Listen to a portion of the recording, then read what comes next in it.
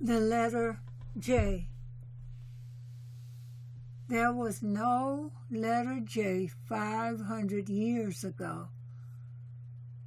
The letter J did not exist in any language on this earth. So no letter J 500 years ago, and no name Jesus 2,000 years ago. The letter J is a fairly recent addition to the alphabet around the 1500s. An unbiased research historical data prove it's impossible for the names Jesus or Jehovah to even have been on the planet back in the ancient times. Originally, a Phoenician pictogram representing a leg with a hand and denoting a sound similar to the Y in yes. The I was later adopted by Semitic groups to describe the word arm, which in Semitic languages began with a J, also possessing the same Y sound as in yes. The man responsible for the letter J was Gian Giorgio Trissino. That's capital G-I-A-N, then capital G-I-O-R-G-I-O, then capital T-R-I-S-S-I-N-O, an Italian Renaissance grammarian known as the father of the letter J. In 1524, Gian Trissino made a clear distinction between the two sounds. Trissino's contribution is important to know because once he distinguished the soft J sound as in jam, Gian Trissino identified the Greek Iesus, a translation of the Aramaic Yeshua, H3443, as the modern English Jesus. Thus, the current phoneme for J was born. We who are in the truth are not afraid of facts, and we are not afraid of what information we find or uncover. We love knowledge and simply strive to know the truth at all costs. There is no letter J in the original 22 Hebrew letters, and today in modern Hebrew, there's still no letter J. J is a late bloomer. After all, it was the last letter added to the alphabet. It is no coincidence that I and J stand side by side. They actually started out as the same character. The letter J began as a swash, a typographical embellishment for the already existing I. With the introduction of lowercase letters to the Roman numeric system, J was commonly used to denote the conclusion of a series of ones.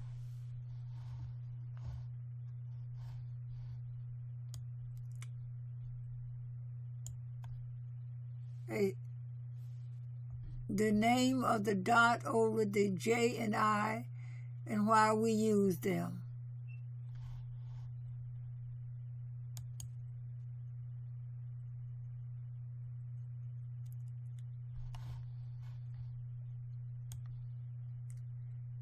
While many languages, such as Arabic and Hebrew, add specific accents to the letters or characters throughout the alphabet, the English alphabet has only 2 letters that include a diacritic dot.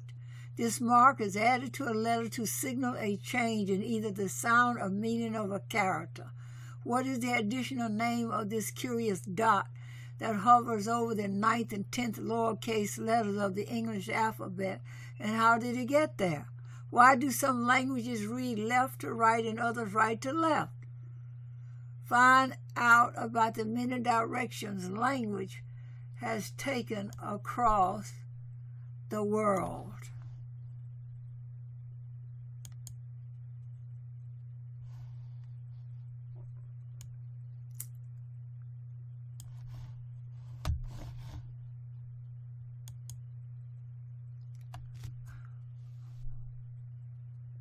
What is a tittle?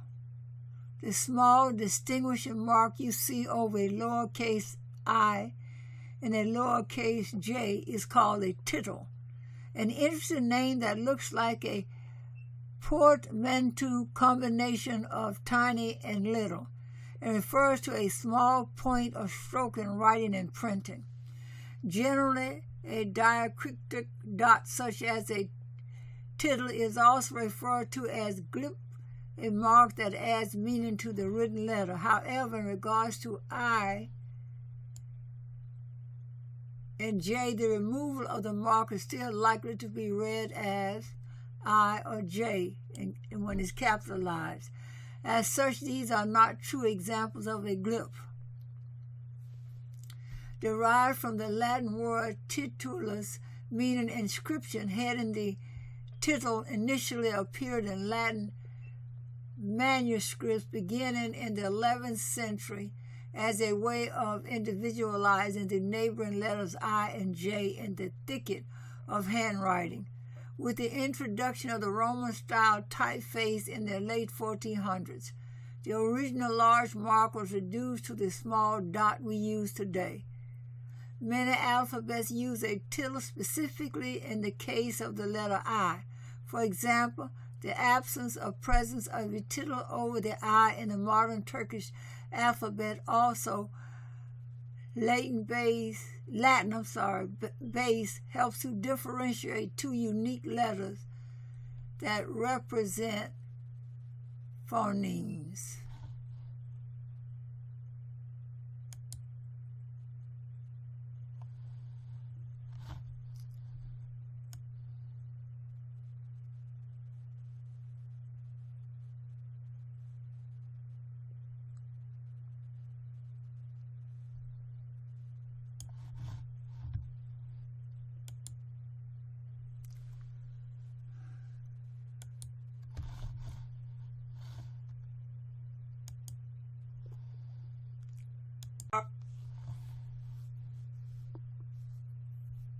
Are J and I related? J's phonetic quest for independence probably began with the sound of the letter I. Originally a Phoenician pictogram representing a leg with a hand and denoting a sound similar to the Y in yes. I was later adopted by Semitic groups to describe the word arm, which in Semitic languages began with a J, also possessing the same Y sound as in yes. How did J get its sound? Both I and J were used interchangeably by scribes to express the sound of both the vowel and the consonant. It wasn't until 1524 when Gian Giorgio Trissino, an Italian Renaissance grammarian known as the father of the letter J, made a clear distinction between the two sounds. Trissino's contribution is important because once he distinguished the soft J sound as in jam, probably a long sound, he was able to identify the Greek Iesus, a translation of the Hebrew Yeshua, as the modern English Jesus. Thus, the current phoneme for J was born. It always goes back to Jesus. The English language is infamous for matching similar phonemes with different letters, and J is certainly no exception. In addition to the aforementioned soft J sound as in jam, which is phonetically identical to the soft G as in general, the J in Taj Mahal takes on a slight variation of that same sound and is probably the closest to Trissino's original phonetic interpretation. And coming full circle, the J sound you hear in the word hallelujah is pronounced hallelujah.